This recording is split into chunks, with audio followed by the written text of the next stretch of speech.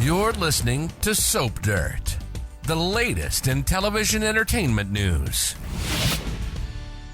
Hey, Bold and the Beautiful fans. Well, next week, we are going to see Hope Logan going into her full villain mode as she doubles down on doing bad. And speaking of bad, lunatic Luna Nozawa is back and clearly has her hook sunk into Bill's brain somehow. It's Belinda from Soap Dirt, and we've got some spoilers for next week to talk about in advance of our full weekly spoilers video coming later this week. This is good stuff coming the week of December 2nd through the 6th, and before we dive into it, please click subscribe if you are not following us already, and happy Thanksgiving if you're listening to this on Thursday. So first of all, I want to talk about Hope Logan embracing her inner bad girl, so much so, in fact, that next week she's starting to look like a bad girl on the outside as well. Oh my gosh. After Carter left her little cabin on Wednesday's episode, Hope was feeling so good about this devilish deed they were planning. Of course, they don't see it that way. The two of them have convinced themselves that because he texted, that Ridge finally came around to their way of thinking. And that was after Hope told Carter that their coup was the right thing to do. You know, they had no choice. They have to fight for the underdog. They've really sold themselves on this betrayal as some sort of heroic act, right? You just go somewhere else and get a job. You don't do what they're doing, you know, or file a lawsuit. There's plenty of other things to do. So, of course, then Hope freaked out when Brooke revealed that she eavesdropped and immediately ratted both of them out to Ridge. And he was, of course, at that moment confronting Carter. What I thought was interesting on Wednesday, which was the last episode of this week, was that even though Brooke was first trying to put this mostly off on Carter and then trying real hard to blame it all on Steffy as the reason this whole thing began, that went over like a lead balloon. Even though Ridge didn't say it to Brooke's face, he fully blames Hope, and in no way does he think Steffy firing her or anything else that Steffy did in any way justifies what Carter and Hope are doing. And he even told Brooke that. He said, don't try and justify it, but there was more that he didn't say, but that he clearly feels. So when Carter came over to the office, you know, Ridge went off and basically gave Carter one chance to save his job at Forrester, dump Hope, and come back into the family fold. I was kind of stunned, and I almost laughed a little, honestly, when Ridge laid it all out, telling Carter that Hope's using you the same way she used Liam and Thomas. Maybe Thomas, but Liam? Ridge is kind of stretching. Anyway, and he told Carter that Hope has her hooks into him to the point he said you can't breathe. So despite Brooke's efforts, Ridge actually thinks this is all on Hope, not on Carter, not on Steffy. And that was very, very interesting stuff. So that sets the stage for this spoiler for next week.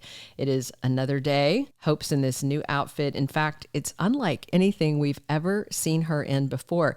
This is definitely her entering her villain era, you know, and she is confronting Brooke and being very in her face and very unapologetic. She's in this black pleather dress with severely flat ironed hair and a look on her face like Hope is ready to play hardball with Brooke, with Ridge, with anybody that gets in her and Carter's way. So as Brooke's facing off with her daughter, Hope's in her, you know, Maleficent dress, and tells her mom that Carter is with Ridge, Eric, and Steffy. And apparently, Carter's going to try and toss them out on their butts because Hope tells her shocked mother he went ahead and filed those LLC papers.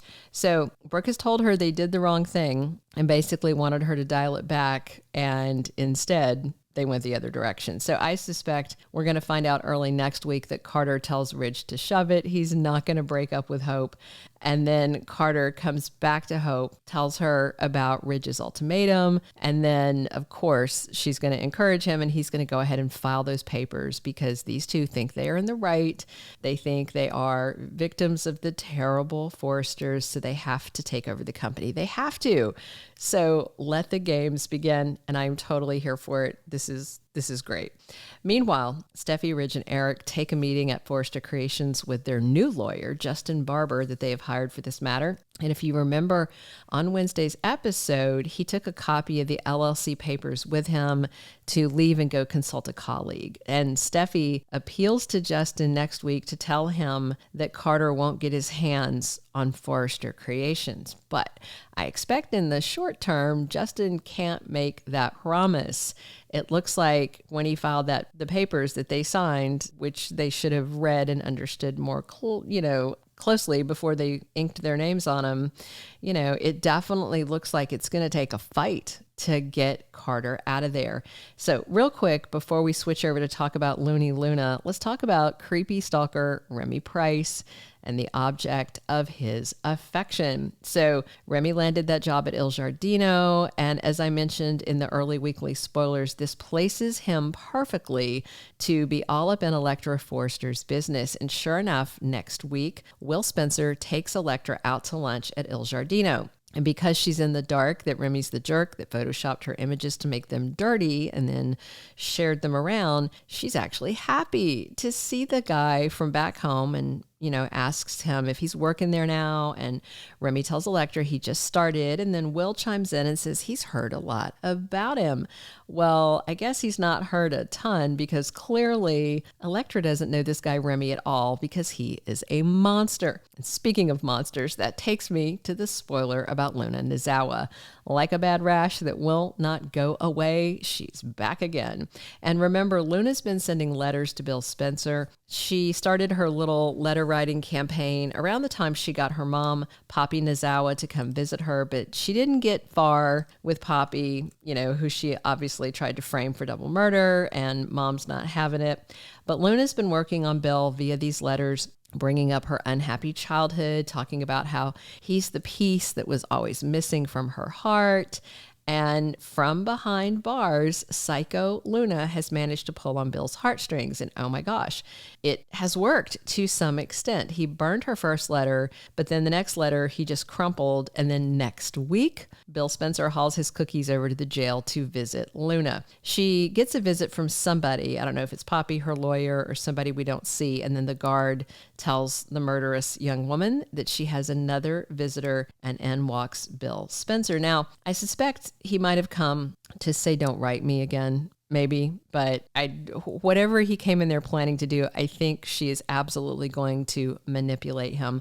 Luna, of course, is thrilled to see him, and I suspect she's going to work on Bill, asking him maybe to hire her a good criminal lawyer, because getting off on an insanity plea isn't a cheap thing. It's not the kind of approach a court-appointed public defender has the funds to present as a convincing defense. So I just wonder if Luna can get Bill to do something that will help her get out of jail free. And man, Elisa Yamada is so good at being bad. It almost makes the months of watching her and RJ's insipid scenes worth it. Almost. Not altogether, but almost.